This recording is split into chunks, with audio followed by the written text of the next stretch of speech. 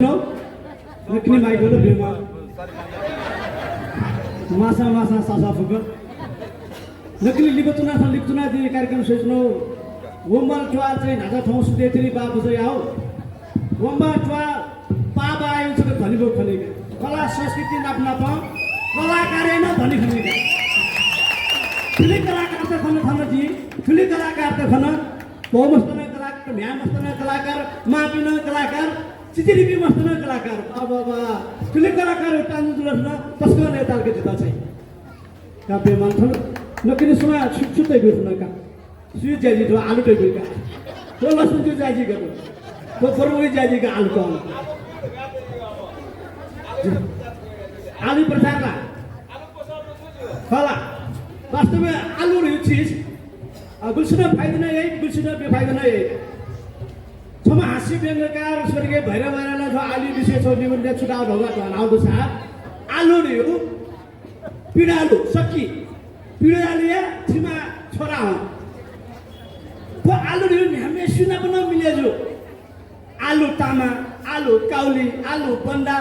आलु परिवल यहाँ सुबह मिलेजो जिसले तो आलु समावेशी आलु तर तो आलु थे तो थे नेता का थे मिले जा तो जी मुखना युके तो आलु रह्यो जीव लागि प्रेरणा स्रोत आशया तो थे नेता तना तो आलु थे मिले जीमा ना फलाना सुबै थियो यादै मुन्टका बहिनी के हो यहाँ पसल छाप्न आएको हो ए बहिनी तिम्रो नाम के मेरो नाम तिम्रो नाम के हो सोनी सोनी आहा कस्तो राम्रो नाम सोनी जस्तो मान्छे उस्तै नाम सोनी मेरो त सोनी तपाईको चाहिँ के हो नि अब तिम्रो सोनी मेरो सामसुङ तपाईको बाको चाहिँ नोकिया होइन मोटोरोला अरे मैले कहाँ तपाईको मोबाइलको नाम सोधे हो त तपाईको पो नाम सोधेको मेरो नाम छोटो तिम्रो चाहिँ ओरिजिनल नाम चाहिँ के हो ल भन त मेरो नाम सोनी नै हो के ओरिजिनल नाम के हो भन न घरमा बोलाउने नाम मात्र अर्को के घरमा के भनेर बोलाउँछ तिमीलाई बिजुली बिजुली क्या भगवान बिजुली खै खै खै खै खै खै बिजुली खै खै खै खै खै खै खै फुक्का खै खै खै खै खै फुक्का होइन किन मलाई यसरी ठुक्या तिमीलाई ठुक्या हो र अनि कसलाई ठुक्या त त्यो बेमन पण्डित बाजेलाई ठुकेको अब हेर सानैमा मेरो नाम पनि करेन्ट राखेको भए अहिले हेर तिमी बिजुली म करेन्ट यति बेलासम्म त झना झना गइसक्यो अब त भयो होला नि झना झना भयो भयो धेरै नै भयो ओहो धेरै नै भयो ए बहिनी तिम्रो बिहा भयो भयो बिहा भयो बेमन बिहा भएको छैन होला भने त बिहा भइसकेको रहेछ अनि ए बहिनी तिम्रो लभ म्यारिज कि एरेन्ज म्यारिज लभ म्यारिज आमामा आजकल मान्छेले एरेन्ज म्यारिज गरेर छोडिसक्यो लभ म्यारिज अनि ए बहिनी तिम्रो लभ चाहिँ कहाँ परेको नि यही काठमाडौँमा कहाँ यही उम्बालमा उही उम्बाल चोकैमा यही उम्बाल चोकैमा लभ परेको रहेछ अनि ए बहिनी लभ परेपछि तिमी घुम्न गयो कि गएन गयो नि कहाँ गएको कहाँ गएको कहाँ गएको पोखरा पोखरा के पोखरा अनि बिहा चाहिँ कहाँ गरेको नि मनकामना ओहो मनकामना गरेर बिहा गरेको अनि बिहा गरेपछि हनिमुन बोलाउनु चाहिँ कहाँ गएको नि इलाम बाफ्रे बाफ लभ परेको काठमाडौँमा घुम्न गएको पोखरामा बिहा गरेको मनकामनामा अनि हनिमुन बनाउन गएको इलाममा बाफ्रे बाफ तिम्रो बोइ त्यस्तो छ नि अनि के काम गर्छ तिम्रो बोइ टुरिस्ट बसको ड्राइभर के किन होला भने त टुरिस्ट बसको ड्राइभरको रहेछ के गरेर घुमे गर्दो रहेछ ए बहिनी अनि तिम्रो बच्चा पछि भयो भइसक्यो भयो कतिवटा बच्चा भयो नि तिम्रो जम्मा 4वटा चारवटा छोरी चारवटा बच्चाहरू यस्तो अनिकालमा चारवटा बच्चाहरू ल बहिनी कतिवटा छोराछोरी कतिवटा मेरो छोरी नै छोरी 4वटा छोरी छोरी भाइ भाइ छोरा पाउने आसमा 4-4वटा छोरी पाउला हो छोरी नै छोरी ल केही छैन हिजो आज छोरी मान्छे कहाँ पुगेको छैन यो देशमा छोरी मान्छे राष्ट्रपति भएको छ हो कि होइन यो देशमा छोरी मान्छे न्यायाधीश भएको छ यो देशमा छोरी मान्छेले पाइलट हाकेको छ प्लेन हाकेको छ यो देशमा छोरी मान्छे शिक्षा मन्त्री भएको छ छोरी मान्छे गरेर हेर गर्नु हुँदैन हो सही हो छोराछोरीमा केही भेदभाव छैन ए बहिनी अनि तिमीले छोरीहरूको नाम चाहिँ के राखेको छ नि जेठी छोरीको नाम के हो सरस्वती वाह नाम पनि के राखेको छ सरस्वती अनि माइलीको सरस्वती होइन माइलीको भनेको सरस्वती अनि साइलीको सरस्वती अनि कान्छीको सरस्वती अनि यो बहिनी सबै छोरीहरूको नाम यसरी सरस्वती राख्दाखेरि अनि तिमीले बोलाउँदाखेरि अप्ठ्यारो हुँदैन हुँदैन नि जुन चाहिँ छोरीलाई बोलाए त्यही छोरी एक टुप्लुक्कै अगाडि आइपुग्छ जुन चाहिँ छोरीलाई बोलाए त्यो छोरी टुप्लुक आइपुग्छ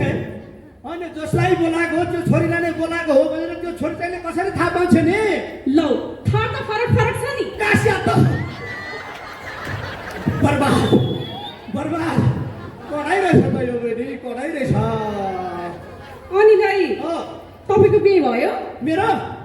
अब मेरो बिहे आफ्नो अनुहार हेऱ्यो भने गरे जस्तो लाग्छ तिम्रो अनुहार हेऱ्यो भने गराएको छैन जस्तो लाग्छ बिहा भइसक्यो मेरो तर बिहा गरे पनि मैले डिभोर्स गर्छु अब श्रीमतीलाई लौ किन अब मेरो साह्रै नराम्रो बानी छ साह्रै नराम्रो बानी छ यसो चुरोट तान्नु पर्ने तम्बाकु तान्नु पर्ने मेरो बानी अब जब मैले चुरोट सल्काउँछु नजिक आएर बुढी कचकाच कचकाच गर्ने जब चुरोट तान्छु श्रीमती नजिक आएर कचकच गर्ने 1 दिन होइन 2 दिन होइन 3 दिन होइन ल भनेर डिभोर्स नै हान्ने मैले अनि ठिकै त भने रहेछ नि श्रीमतीले चुरोट खानु स्वास्थ्यको लागि हानिकारक चिज हो भनेर तपाईँको लागि बुढी ठुलो कि चुरोट ठुलो चुरोट ठुलो नि लौ कसरी ल अब चुरोट भन्ने कुरो साथीभाइसँग साटासाट गर्न मिल्छ स्वास्नी साथ पनि मिल्छ अरे शिव खत्तम रहेछ यो मान्छे त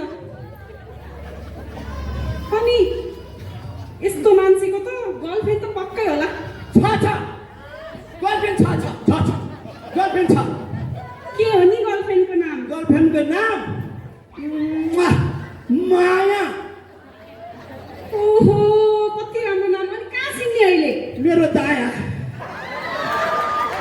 कस्तो बेइमान मान्छे रहेछ यस्तो मान्छेसँग कुरा गर्न साध्य हुन्छ ल होइन तिमीले मोमो खोल्या भने छ कसले बोलाएको यहाँ एउटा मान्छे यहाँ यो डल्ले मान्छे आइरहेछ मोमो पसल उद्घाटन गर्ने भनेको एउटा मन्त्रीलाई बोलाएको अहिलेसम्म आइपुगेको छैन उहाँ नै जस्तो लाग्छ एउटा मन्त्री चाहिँ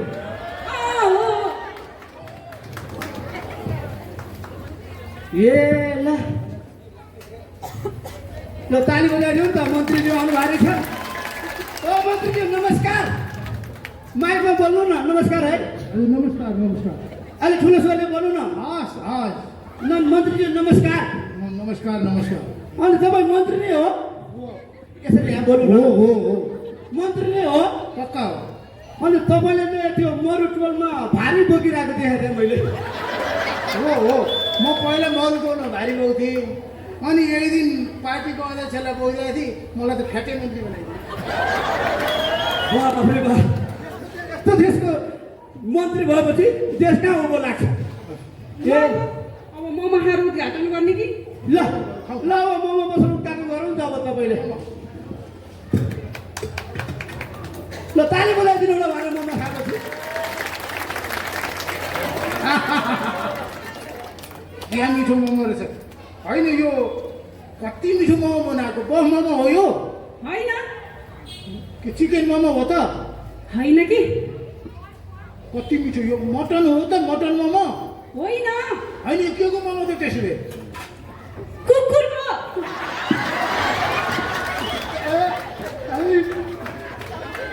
पापी मन्त्री जस्तो मान्छेलाई कुकुरको मोमो खाँदिनुहुन्छ तिमीहरू जस्तो नेतालाई त यस्तै कुकुरको मासु खुवाउनु पर्छ तिमीहरू जस्तो नेतालाई त यस्तै कुकुरको मासु खुवाउनु पर्छ आजसम्म हामी नेपाली जनताको मासु खाइरहेको छौँ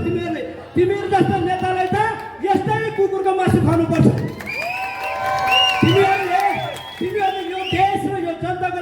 गर्यो तिमीहरू आफ्नै भाइ भतिजको लागि आफ्नै बुढीको लागि आफ्नै कुर्सीको लागि मात्र गर्यो तर हामी देश र जनताको लागि तिम्रो जस्तो नेताले केही गरेन त्यही भएर तिम्रो जस्ता नेतालाई त यस्तै कुकुरको मासु खुवाउनुपर्छ तिमीहरूले के गरेनौ इन्सेन काण्ड गरेनौ कि सुन काण्ड गरेनौ कि नेपालीलाई भुटानी शरणार्थी बनाएनौ कि तिमीहरू जस्तो नेतालाई हामी कुकुरको मासु लगाएर के खुवाउने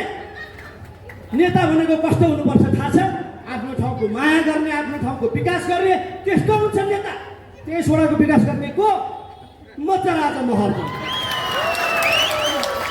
काठमाडौँको विकास गर्ने को बालेन शाह धनकुटाको विकास गर्ने को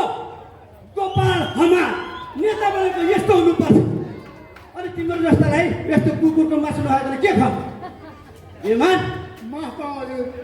मैले ठुलो गल्ती गरेँ अबदेखि आइन्दा मबाट यस्तो गल्ती हुँदैन हजुर क्षमा पाउनु ल ल ल ल क्षमा नै सबैभन्दा ठुलो कुरा हो खासमा के हो भनेदेखि तिम्रो घैँटामा घाम लाग्छ कि भनेर हामीले यसो नास्ता गरेको यो कुकुरको मासु होइन मटनकै मासु मटनकै हो ल घैँटामा घाम लाग्यो होइन ल अब मोमो खाउँ मोमोको उद्घाटन गरौँ ताली बजाइदिनु सबैलाई थ्याङ्क यू सो मच धन्यवाद सुभाइ